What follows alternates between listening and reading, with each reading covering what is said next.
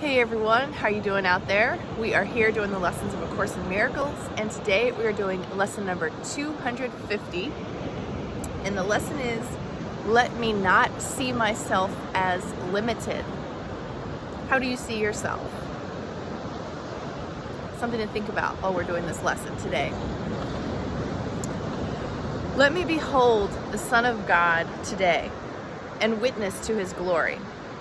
Let me not try to obscure the holy light in him and see his strength diminished and reduced to frailty, nor perceive the lacks in him with which I would attack his sovereignty. He is your Son, my Father, and today I would behold his gentleness instead of my illusions. He is what I am, and I see him, so I see myself. Today, I would see truly that this day I may at last identify with him. So this is interesting. Let me not see myself as limited. Although I read that line as me, like let me not see myself, but as we're reading through this, I also feel like it's talking about others, and it makes me think about judgment of others. And so of course this applies to yourself. Definitely don't see yourself as limited. But if there are people in your midst or in your mind that you are seeing as limited, holding grudges against, have grievances with, I really think that this applies to them. Okay? You want to behold that person as the Son of God today. Don't obscure the holy light in them by projecting your story and convincing yourself that you're justified in whatever it is that you're kind of like putting out there on that person.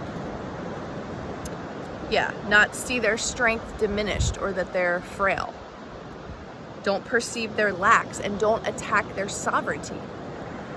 We need to be in acceptance of what is and not be fighting with it. And that means people are who they are, doing what they're doing with their little things that bother you or whatever it is. It just is what it is.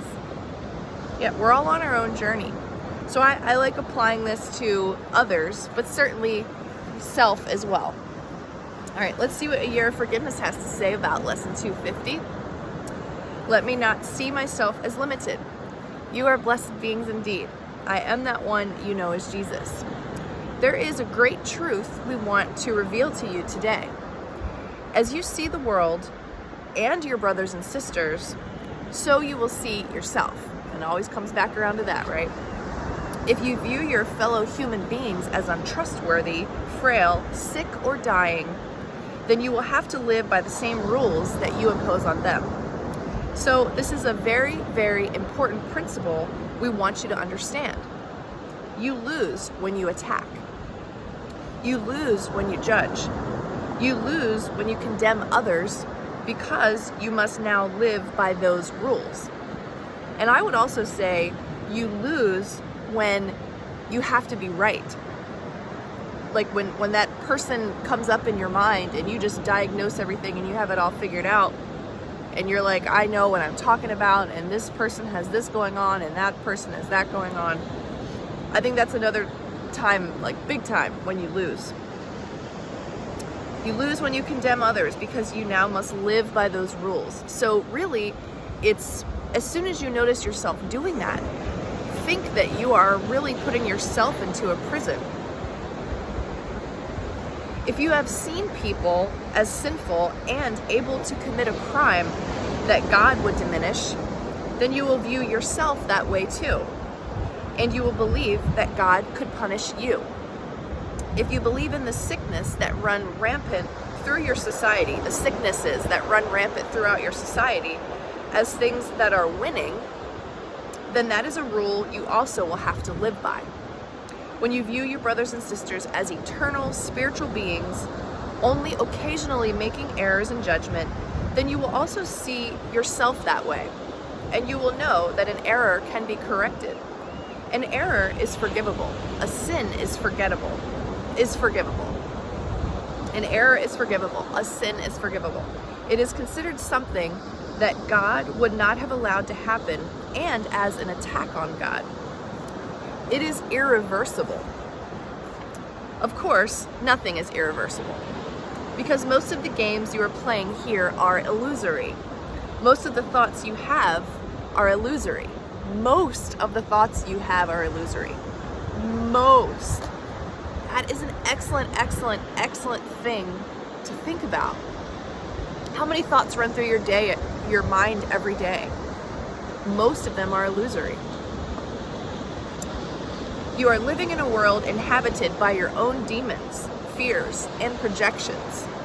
Know that every time you offer a loving thought to a brother or sister on this planet, you will receive that yourself. To give is to receive. To receive is to give. They are the same. The interior and the exterior are the same.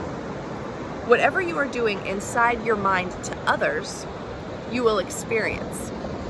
I am that one you know as Jesus, and we will speak to you tomorrow. Whew. I just feel like this is such a grown-up lesson. Like, really, really be accountable and responsible for the thoughts and what you're manufacturing, the energy that comes all the way back to you in your life because of the thoughts that you're having and the judgments of yourself, judgments of others. This is a really, really good one to contemplate today. And when you know that most of your thoughts are illusory, stop thinking. It's not easy. We live in a society that just worships intellectualism and just so much to think about and learn and do and all this, and it's like, no, we don't have to do any of that. We can just go to a beautiful place in nature and just be, and not force your intellectualized understanding of everything on anyone else, or to distract yourself from not thinking. That's an opportunity. That's a choice too. So there you go. Think about not thinking, and then don't think. Let me not see myself as limited. You're more than your intellectualized self. You're more than what you think you see. Just like I mentioned the other day, maybe it was yesterday, about that octopus with all the tentacles. We are so much more at higher dimensional levels, and just that we don't realize. And so if we get bogged down into illusory things while we're here, we miss out on an opportunity to really dig into this ascension process. So please take a break today. Less thinking, more loving. And yeah, that's it.